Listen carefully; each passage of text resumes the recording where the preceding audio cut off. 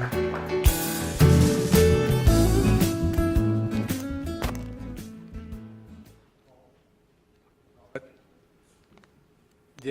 colleagues and friends, in recent months, capital has been flowing out of developing Asia as fears rise of interest rates going up. For too long now, global money supply has been kept too loose,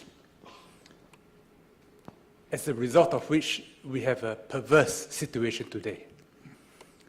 When US economic data is poor, the Dow goes up because it becomes less likely that the Fed will tighten. Instead of the stock market reflecting the real economy, the stock market becomes a play on what central bankers are going to do. This situation is unnatural and not sustainable. And continuing cheap money will lead the world economy into stagflation again, and possibly to a new global economic crisis if central banks lose control of long-term interest rates. Steroids may provide relief to pain, but that relief comes at a price. Prolonged use of steroids is dangerous.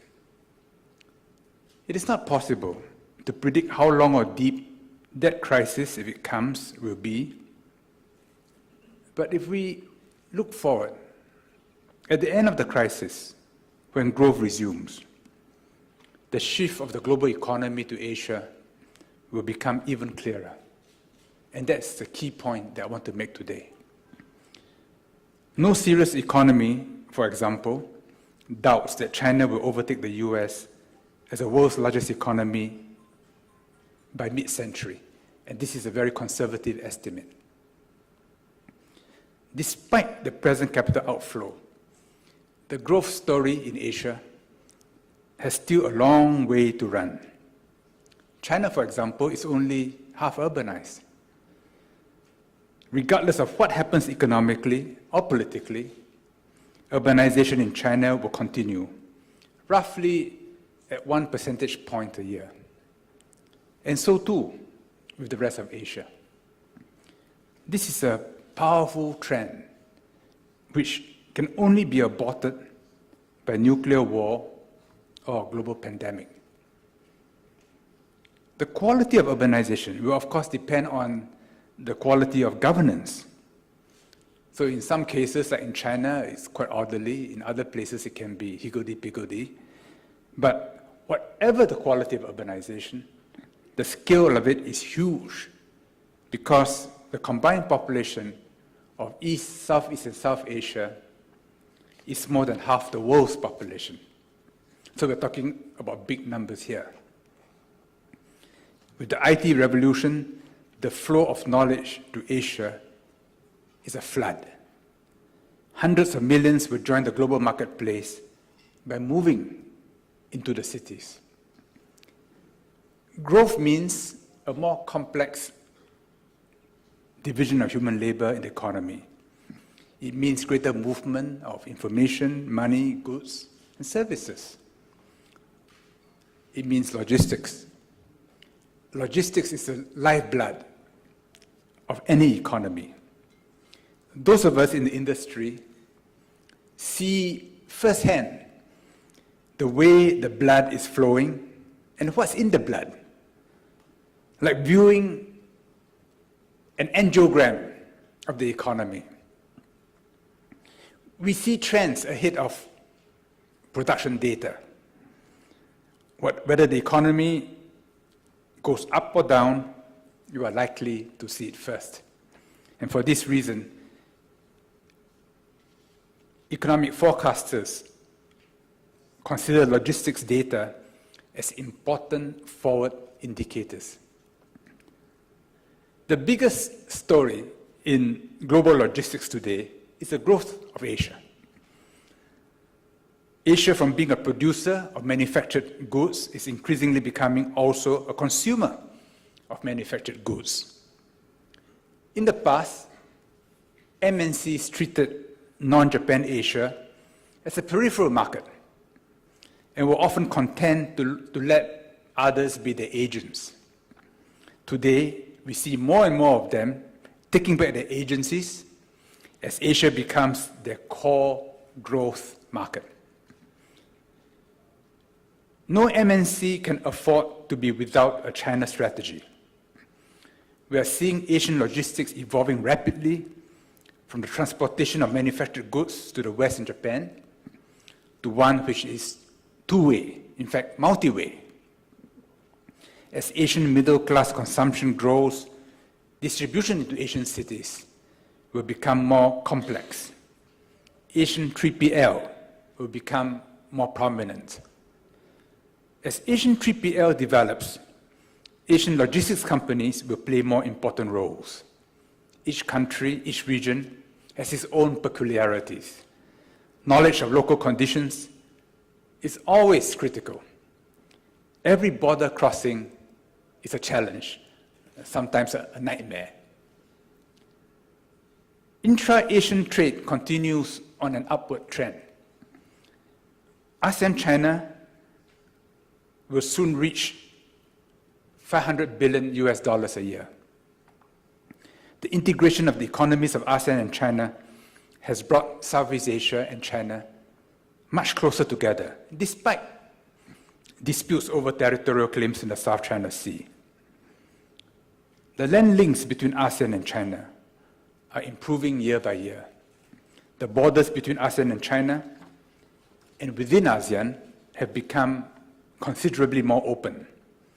New and better roads and bridges enable trucks to travel easily from China all the way down to Singapore. With the opening of Myanmar, the last piece of the jigsaw is now in place. As costs rise in China, we see the relocation of manufacturing facilities to Southeast Asia. And one day, through Southeast Asia, there will be land links between India and China. Recently, China proposed a further enlargement of the free trade agreement between China and ASEAN, and this will be good for all of us. I remember 20 years ago, Chinese Premier Zhu Rongji seeing the future of China and ASEAN as being intertwined, which indeed has become the case. At the recent conference in Beijing, China's new Foreign Minister, Wang Yi, said that China is now the #1 trading partner for 128 countries in the world. In the UN, there are 192 member states. And for 128 of them, today, already, China is the #1 trading partner. Translate that into pattern of logistics and how important China is as a focus of the global economic exchange and trade. Realizing that logistics in China can be much more efficient, the Chinese government has identified as a key sector for attention and progressively opening up the logistics industry. We can expect Chinese logistics companies to internationalize, and international logistics companies have no choice but to invest more in China. China has become a major integrator of economies in the developing world. China's trade with India is reaching $100 billion, which is about the same as China's trade with Brazil. And with Africa, the China trade has crossed $200 billion. And all the trends are going up. While the West and Japan will remain important for a long time to come because of the size of the economies, there is no doubting Asia's tremendous growth potential centered on and around China. India, with its large population, which will, in not too many years' time, overtake China's, will also figure more prominently although it is likely to remain a distant second to China for some time. Lacking China's centralized governance, India's progress has many twists and turns, but the general direction is not in doubt. The fall in the value of the rupee is a big headache for the Indian government now. It reflects the poor macroeconomics of the country. However, for the towns and villages, the growth is already organic. New highways and roads are quickly choked by increased car and truck traffic. I've been involved with the revival of Nalanda University for some years now, and it is in the state of Bihar, once a no-hope state in India, but in the last few years under Nitish Kumar has been growing at almost 10% a year. And I've had the opportunity to travel some of the country roads from Bodh Gaya to Rashtriya to Patna, and to see the developments going on. Historically, it's a very rich part of India, and that's how it created civilizations like the Mauryan Empire, the Gupta Empire. And it has a parallel to Shanxi in China as a cradle of civilization. And Patna, in some ways, is like Xi'an or Chang'an. And for such civilizations to grow, the potential for agriculture must be there, and it's coming back. And they're telling me how last year they broke world records for yields in paddy and corn. And you could see, driving along those roads, the countryside looking more organized. The animals getting fatter, furrier, no longer ribs on the side. Saris are getting brighter, shops better stocked with food. But most interestingly for us, trucks everywhere, containers everywhere. Despite big investments in infrastructure, India still lags behind China. But every time a new road, a new stretch of highway is built, before it is even properly open, it's already chock-a-block with traffic. What does this mean?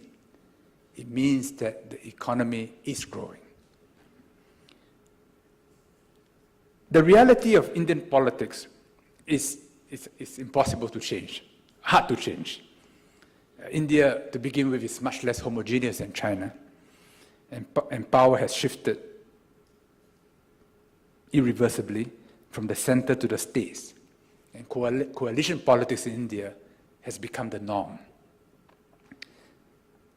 But everywhere, there are obvious gains to be made by better logistics.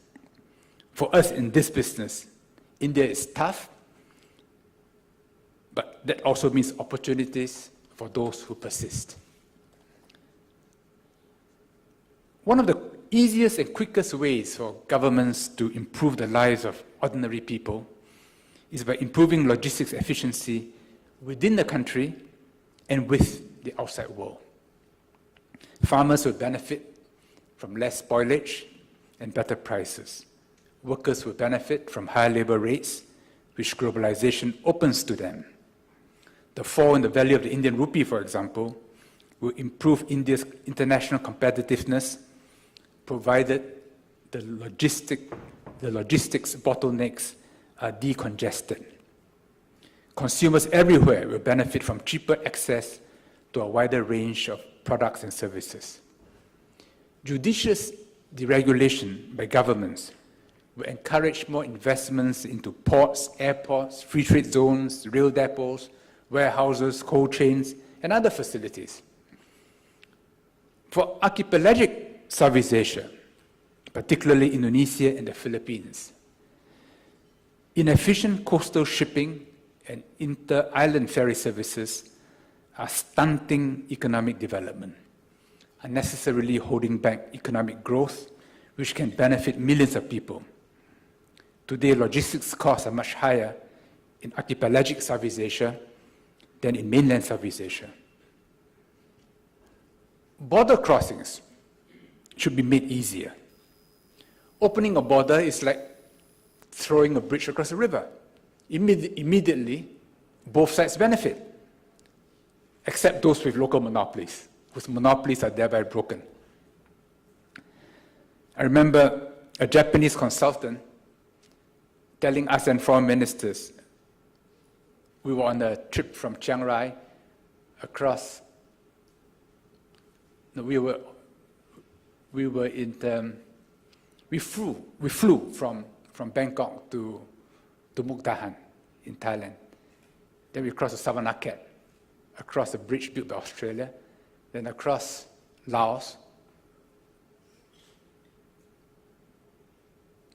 to the border with Vietnam at Lao Pao. A piece of land which has been bombed,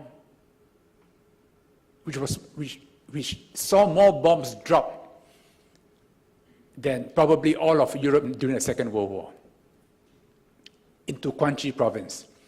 And then we traveled from there to Hue to Da Nang.